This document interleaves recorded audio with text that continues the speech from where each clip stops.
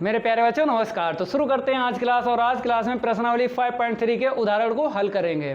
प्रश्नावली 5.3 तो कंप्लीट हो चुकी है। अगर आप लोगों ने कंप्लीट नहीं की है तो आपको प्ले लिस्ट में मिल जाएगी, कंप्लीट कर लेना और लिंक भी आपको डिस्क्रिप्शन में मिल जाएगा। तो प्रश्नावली 5.3 के उदाहरण को हल करने से पहले अगर आप लोगों ने वीडियो को लाइक नहीं किया है तो सबसे पहले सभी स्टूडेंट इस वीडियो को लाइक कर दें। अगर नए स्टूडेंट हो, चैनल से जुड़ना चाहते हो तो चैनल को सब्सक्राइब कर लें। चैनल का नाम पता ही आपको, वाईफाई सक्सेस क्लासेस। अगर पुराने स्टूडेंट हो तो उनका क्या कहना, वो तो इस वीडियो को इतना शेयर करेंगे अपने फ्रेंड्स सर्किल में, सबसे ज़्यादा शेयर करेंगे। तो आपको दिख रहा होगा उदाहरण 24 क्या लिखा है, यदि x minus y equal pi तो dy अपॉन dx ज्ञात कीजिए। तो सबसे पहले आपको क्या लिख लेना है, दिया गया समीकरण। क्यों? क्योंकि प्रश्नावली 5.3 के जब प्रश्नों को हल करवाया उससे पहले हमने आपको बेसिक बताया। बेसिक में क्या बताया, स्पष्ट फलनों का अपकलन कैसे पहचानोगे। एक समीकरण दिया जाएगा और वो समीकरण x और y के पदों में होगा।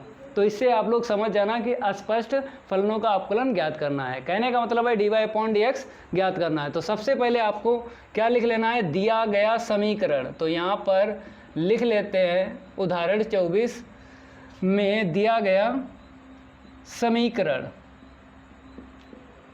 सबसे पहले आपको दिख रहा होगा समीकरण में x minus y equal pi क्या ज्ञात करना है, dy अपॉन dx ज्ञात करना है। तो यहाँ पे आपको लिखना पड़ेगा x के सापेक्ष अवकलन करने पर। इस हिंदी का मतलब आपको पता ही है कि दोनों पक्षों में क्या रखना है, d अपॉन dx रखना है। इस तरफ भी रखना है और बराबर के उस तरफ भी रखना है। फिर इसके बाद में आपको पता है हर एक पद का अवकलन करना पड़ता है, चाहे बराबर के उस तरफ चाहे जितने पद हों, हर एक पद का अवकलन करना है, बराबर के उस तरफ और बराबर के इस तरफ। तो बराबर के इस तरफ कितने पद हैं, 2 पद हैं। जब इसका x का करना है तो आपको d अपॉन dx देना पड़ेगा। अगर y का करना है तो इसको भी d अपॉन dx देना पड़ेगा। इसका तो पता ही आपको, अचर पद का क्या होता है, 0 होता है। फार्मूला याद कर लेना, x का क्या होता है 1 और y का क्या होता है आपको पता है, dy अपॉन dx। क्योंकि y परतंत्र है, y परतंत्र है तो dy अपॉन dx, और x यहाँ पे स्वतंत्र है तो d अपॉन dx चला गया। अवकलन होने के बाद चला जाता है। तो समझ जाना d अपॉन dx जब चला जाए तो वो पद क्या होगा, x से स्वतंत्र होगा। ये पद x से स्वतंत्र नहीं है, ये y से परतंत्र है। तो इसीलिए dy अपॉन dx लिखना पड़ा। तो dy अपॉन dx की आंसर शीट कितनी निकली, बराबर 1। ठीक है, इसको उस तरफ लेके गए लेकिन लिखा इस तरफ। तो उदाहरण 24 तो हल हो गया। अगला देखो, इसको हम रफ कर देते हैं। उदाहरण 25 में भी यही बोला dy अपॉन dx ज्ञात कीजिए। तो यहाँ पर हम 25 लिख देते हैं। अब आपको दिख रहा होगा एक समीकरण x और y के पदों में। तो इसको क्या बोलेंगे, अस्पष्ट फलनों का अवकलन। आंसर शीट ज्ञात करना है dy अपॉन dx। तो आपको लिखना पड़ेगा दिया गया समीकरण y प्लस साइन y बराबर cos x। अब हम लाइन कर लेते हैं, क्योंकि लिखेंगे तो टाइम ज़्यादा लगेगा। तो यहाँ पे लाइन कर देते हैं, लेकिन पेपर में ऐसे आप लोग लाइन ना करना। पेपर की बात कर रहे हैं, लिखना जाके वहाँ पे x के सापेक्ष अवकलन करने पर नहीं, वहाँ पर भी आप लाइन कर दो तो वो कॉपी चेक करेगा, टीचर कहेगा पता नहीं क्या लिखा। तो यहाँ पर आप कर सकते हो, आप भी लाइन कर सकते हो। ठीक है, इसका मतलब आपको पता है क्या लिखा है, x के सापेक्ष अवकलन करने पर दोनों तरफ क्या रखेंगे, d अपॉन dx रखेंगे। तो y plus sign y equal d upon dx रखने के बाद में हर एक पद का अवकलन करना है। इस तरफ कितने पद हैं, 2 पद हैं। हर एक पद को आपको देना है d अपॉन dx। अगर y का अवकलन करना है तो d अपॉन dx देना पड़ेगा। अगर साइन y का अवकलन करना है तो d अपॉन dx देना पड़ेगा। और ये तो जानते ही हो cos का क्या होता है, माइनस साइन x, क्योंकि जो CO से स्टार्ट होते हैं वो माइनस छोड़ते हैं। हमने आपको प्रश्नावली 5.3 का बेसिक पढ़ाया था, उसमें बताया था जो CO से स्टार्ट होते हैं वो क्या करते हैं, माइनस छोड़ते हैं। जैसे cos x का अवकलन माइनस साइन x होता है, और cot x का अवकलन माइनस cosic स्क्वायर x, और cosic x का अवकलन क्या होता है, minus cosic x into cot x। ठीक है, तो याद रखना माइनस वाले कितने हैं, 3 हैं। यहाँ पे देखो अब y का क्या होगा, dy अपॉन dx होगा। ठीक है, अब साइन y का क्या होगा, cos y। अब y का दोबारा करेंगे क्योंकि y क्या है, चेंज है ना, यहाँ पे x है। अगर यहाँ पर हम यहाँ पे आपको बता रहे जैसे D upon D x sine x का अवकलन क्या होता है बताओ? कॉस एक्स होता है। अगर यहाँ पे एक्स है और यहाँ पे एक्स है तो ये वाला सेम है चर, तो दोबारा अवकलन नहीं होगा। और एक्स अगर चेंज मिल जाए तो दोबारा होगा। तो यहाँ पे एक्स है, यहाँ पे क्या है वाई है, तो इसीलिए दोबारा अवकलन होगा। तो ये भी ध्यान रखना आपको कि अगर चेंज मिल जाए एक्स तो दोबारा अवकलन होता है। और कहाँ से मैच करोगे? यहाँ से करना है, जो अपॉन में डी एक्स लिखा है उसी में डी के पास से एक्स और यहाँ पे मैच कर लेना है। अगर चेंज है ये तो दोबारा होगा, चाहे वाई हो चाहे एक्स स्क्वायर हो चाहे 2x + 1 हो, दोबारा अवकलन करेंगे। इसे तो ऐसे लिखेंगे, ठीक है। यहाँ पे आ जाओ, d Y upon D x को ऐसे लिखेंगे प्लस कॉस वाई को ऐसे लिखेंगे। यहाँ पे देखो वाई क्या है? परतंत्र है, तो कैसे लिखना पड़ेगा आपको? क्योंकि वाई परतंत्र है, वाई रहता है कहाँ रहता है? डी अपॉन डी एक्स के साथ, तो क्या हो जाता है? D Y upon D x equal में आएगा माइनस का साइन एक्स। अब आपको कॉमन ले लेना है क्योंकि दो पद हैं d Y upon D x के, तो यहाँ पे कॉमन मिला d Y upon D x, तो क्या मिला? 1 + cos y into d Y upon D x equal minus का साइन एक्स, ठीक है। अब डी वाई अपॉन डी एक्स का मान निकाल लो, क्योंकि हमसे यही मांगा गया है उदाहरण 25 में। तो d Y upon D x बराबर आएगा माइनस का sine x upon 1 + cos y. ये आंसर शीट आ गई, नोट कर लो इसे, हटा दें इसे। अगला देखो उदाहरण 26, थोड़ा सा अलग है उदाहरण 26 में, क्योंकि अवकलन तो करना ही करना है, लेकिन बाद में लिखा है वो हम बताएंगे। अभी इसको रफ कर दें फिर बताएंगे क्या लिखा है। उदाहरण 26 और 27 में, तो यहाँ पर हम क्या डाल दें? उदाहरण 26, क्योंकि 24 हो गया, 25 हो गया और 26 और 27 हल करेंगे। तो अगर आप लोगों ने वीडियो को लाइक नहीं किया है तो सभी स्टूडेंट कर दिया करो लाइक। कुछ स्टूडेंट करते हैं लाइक और कुछ स्टूडेंट नहीं करते हैं, वो केवल वीडियो देख लेते हैं। उंगली हिला दिया करो, फ्री में लाइक होता है, कमेंट होती है फ्री में, और चैनल भी सब्सक्राइब होता है फ्री में, कर दिया करो, हम आपको फ्री में पढ़ा रहे हैं, ठीक है। तो यहाँ पर उदाहरण 26 में क्या बोला गया? f(x) equal sine inverse x का अवकलन ज्ञात कीजिए। तो अवकलन आपको पता है कि हमने उदाहरण 24 और 25 में निकाला था, d Y upon D x, वैसे ही निकाल लेना है। क्योंकि यहाँ पर f(x) है तो क्या आएगा? f'(x), क्योंकि हमने अवकल संकारक, क्या बोलते हैं, अवकलन संकारक बताए थे आपको जब प्रश्नावली 5.3 का बेसिक पढ़ाया था। तो आपको पता है कि d Y upon D x या फिर f'(x) एक ही बात होती है, तो यहाँ से f'(x) निकलेगा, ठीक है। साइन इनवर्स x का फार्मूला तो जानते ही हो आप, 1/√1 के अंदर 1 - x²।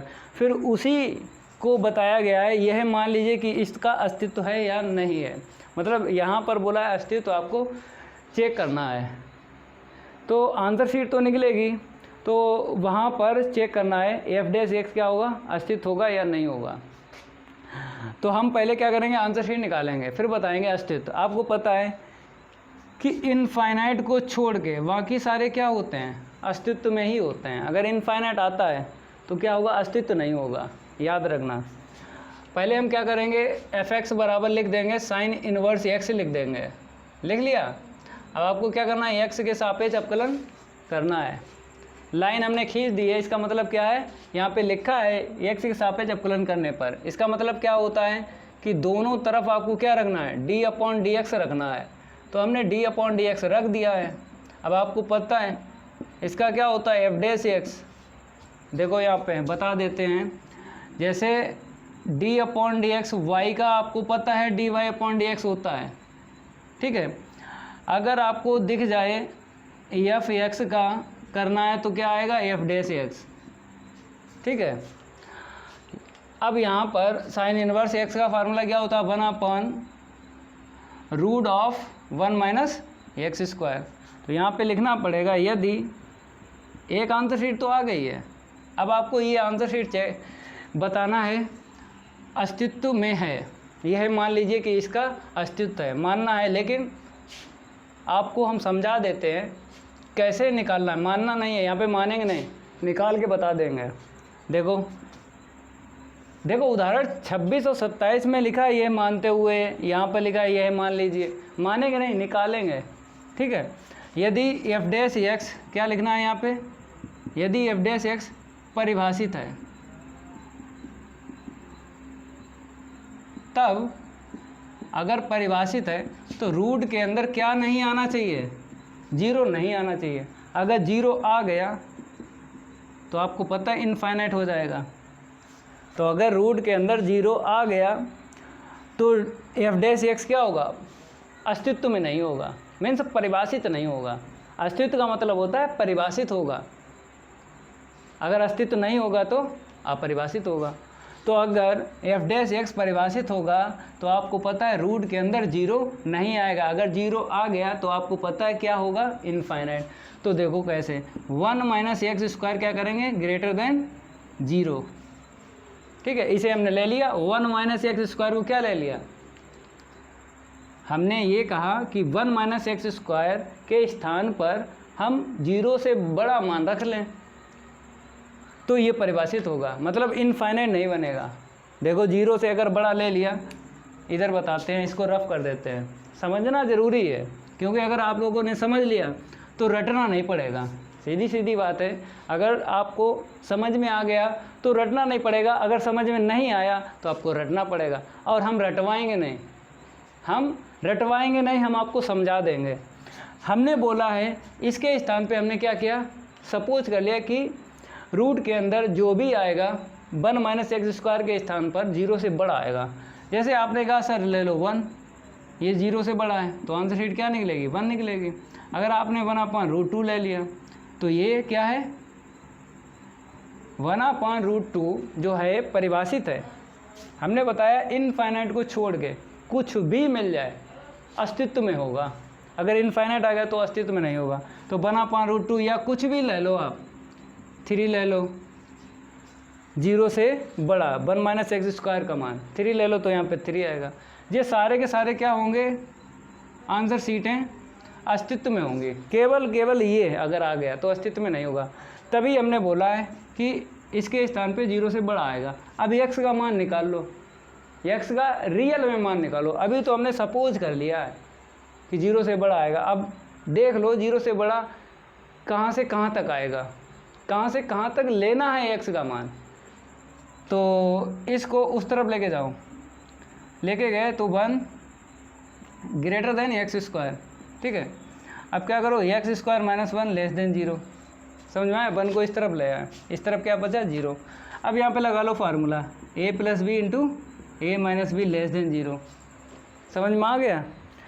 अब आपको एक हम फार्मूला बताते हैं यहाँ पे, जैसे आपको कहीं दिख जाए x प्लस ए इंटू एक्स माइनस ए लेस देन जीरो दिख जाए तो आपको क्या करना है, इस तरफ रखना है कम और इस तरफ क्या रखना है, ज़्यादा। इस तरफ रखना है ज़्यादा और इस तरफ क्या रखना है, कम। x का मान निकालो, यहाँ से निकालोगे माइनस ए निकलेगा, यहाँ से निकालोगे ए निकलेगा। तो इसमें दोनों में कम कौन है, यही माइनस ए है, और ज़्यादा कौन है, ए है। तो ऐसे करके 2 ब्रैकेट से आपको रखना है मान। फिर इसके बाद में ये लाइन आपको पता हो, माइनस ए से ए ऐसे लिखी जाती है। तो यहाँ पर वही करेंगे, देखो x लेस देन इस तरफ कम और उस तरफ ज़्यादा। तो इसमें कम यहाँ से निकलेगा, x का मान -1 और यहाँ से x का मान +1 निकलेगा। इसके बाद पता ही आपको -1 कहाँ 1। कहने का मतलब ये है एफ डैश एक्स परिभाषित होगा केवल और केवल -1 और 1 के बीच में। वास्तविक संख्याएं ले लो तो ये क्या होगा, परिभाषित होगा। यही आपको ज्ञात करना है कि x का मान वास्तविक संख्याओं से लेना है, कहाँ से कहाँ तक लेना है। समझ में आ गया होगा। ठीक है, अब आगे देखो, इसे हटा दें। ऐसे ही उदाहरण क्या है, 27 है, इसे हटा देते हैं, फिर आपको बता रहे हैं। यहाँ पे क्या लिख दो, 27। तो वहाँ पे क्या है, एफ डैश एक्स बराबर, समीकरण लिखो tan इनवर्स एक्स। ठीक है, अब कलन करेंगे x के सापेक्ष। हमने बताया है कि जब आपको प्रश्न में या उदाहरण में बताया ना जाए कि किसके सापेक्ष अवकलन करेंगे, तो देख लेंगे इस तरफ केवल और केवल चर देख लेंगे, केवल एक से ही है, अगर लिखा ना हो तब देखना है आपको बराबर के उस तरफ। अगर x है तो आपको x के सापेक्ष अवकलन करना है, ठीक है। तो यहाँ पर दिख रहा होगा x चर है, ठीक है। तो x के सापेक्ष अवकलन करने पर अब आपको क्या करना है, दोनों तरफ d/dx रखना है। तो यहाँ पर आपको दिख रहा होगा, इसे क्या लिखते हैं, f dash x। tan inverse x का क्या होता है, 1/1 प्लस एक्स स्क्वायर। तो अवकलन तो आ गया। अब बोला है अस्तित्व, आंसर मतलब x का मान ऐसा कितना रख लें कि ये जो आंसर शीट आएगी, मतलब आएगी क्या, वो तो आंसर शीट निकली है ना। x का ऐसा कितना मान ले लें हम वास्तविक संख्याओं से कि यहाँ पर रखें और f डैश x जो हो अस्तित्व में हो। अस्तित्व के मतलब जानते ही हो कि मतलब इनफाइनाइट को छोड़ के बाकी आंसर शीटें जो भी निकलें वो अस्तित्व में होती है, इनफाइनाइट को छोड़ के। तो हम कहते हैं यहाँ पे क्या लिख दो, यदि f डैश x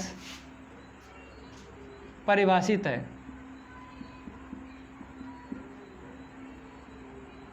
यदि f डैश x परिभाषित है, या यहाँ पे लिख दो परिभाषित का मतलब अस्तित्व, एक ही बात है, परिभाषित अस्तित्व, ठीक है। यदि f डैश x का अस्तित्व, चलो इस हिंदी को हम दोबारा लिख देते हैं, या तो ये लिखो यदि f डैश x परिभाषित है, तब इसकी हिंदी ऐसे भी लिख दो। अगर अस्तित्व में लिखना है तो अस्तित्व में लिख दो, यदि, एक ही बात है, चाहे ये लिखो चाहे जो हम लिखवा रहे वो वाली लिखना। यदि f डैश x का अस्तित्व है, या फिर ये लिखो, उदाहरण 26 के लिए भी है, चाहे ये हिंदी लिखो चाहे ये लिखो। अब x का मान आपको बताना है। x का मान हमने क्या ले लिया, r ले लिया पूरा पूरा। r तो जानते हो, r वास्तविक रेखा, ये क्या है, वास्तविक रेखा। तो r क्या है, ये डिनोट किससे है, वास्तविक संख्याओं से। तो वास्तविक रेखा पर जो संख्याएं मिलेंगी, वास्तविक रेखा पर जो संख्याएं मिलेंगी क्या बोलेंगे, वास्तविक संख्या। तो x का मान आपको लेना है इस लाइन से, 0 1 2 3 4, समझा रहे हैं, लेना नहीं है, इस तरफ आ जाओ, माइनस इनफाइनाइट। कहता है x का मान यहाँ पे कुछ भी ले लो, चाहे आप दशमलव में ले लो 1.5 ले लो, या फिर यहाँ पे ले लो -1.5, चाहे दशमलव में ले लो, चाहे धनात्मक ले लो, चाहे ऋणात्मक। आंसर शीट कभी भी f डैश x के इनफाइनाइट नहीं आएगी, क्योंकि x स्क्वायर है ना। अगर आपने -1 रखा है यहाँ पे, -1 का स्क्वायर 1, तो 1 + 1 कितना हुआ, 1/2। तो 1/2 क्या है, अस्तित्व में है। चाहे आप -3 ले लो, -3 का स्क्वायर 9 प्लस का 9 + का 1 कितना हुआ, 10, 1/10, 0.1, तो ये भी अस्तित्व में है। तो ये हमने जो है आपको समझाया है, लेना नहीं है, कि ये जो 1/1 + x स्क्वायर जो है f डैश x की जो आंसर शीट है अस्तित्व में है। और कब है, x का मान r से कुछ भी ले लो। समझ में आ गया होगा। उदाहरण 26 और 27, ठीक है, ज़्यादा उदाहरण थे ही नहीं, 4 थे, चारों के चारों हमने हल करवा दिए। अब नेक्स्ट क्लास में हम आपको प्रश्नावली 5.4 का बेसिक भी पढ़ाएंगे और प्रश्नों को भी हल करवाएंगे। तो जुड़े रहिए मेरे चैनल से, बाईपास सक्सेस क्लासेस से। गणित इंटर का पूरा सिलेबस करवाएंगे, ये मेरा आपसे वादा है। अगर आप लोगों ने वीडियो को लाइक नहीं किया तो लाइक ज़रूर कर दिया करो, और अगर सब्सक्राइब नहीं किया तो सब्सक्राइब कर लिया करो, क्योंकि इसमें आपका ही फ़ायदा है। जब भी हम वीडियो को अपलोड करेंगे यूट्यूब द्वारा नोटिफिकेशन आपको सबसे पहले मिलेगा। तो आज के लिए इतना ही काफ़ी है, धन्यवाद।